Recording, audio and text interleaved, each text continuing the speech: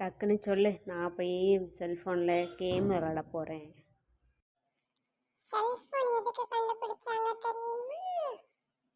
எது கண்டுபிடிச்சாவே எப்படி நீ மொக்கையாதான் யோசிப்பேன், அப்புறம் எதுக்கு என்ன? செல்போன் எதுக்கு கண்டுபிடிச்சாங்கன்னா எல்லாரும் பேசுறதுக்கு கண்டுபிடிச்சாங்க. ஆமாம், அதான் எல்லாருக்கும் தெரியுமே. நீ வேற புதுசாக சொல்ல வந்துட்ட, போயேன். அட இரு லூசு, இப்ப யாருமே செல்போன்ல பேசுறது இல்ல, செல்போனை வச்சுட்டு அமைதியா இருக்காங்க. ஆமால, இது நான் யோசிக்கவே இல்லையே.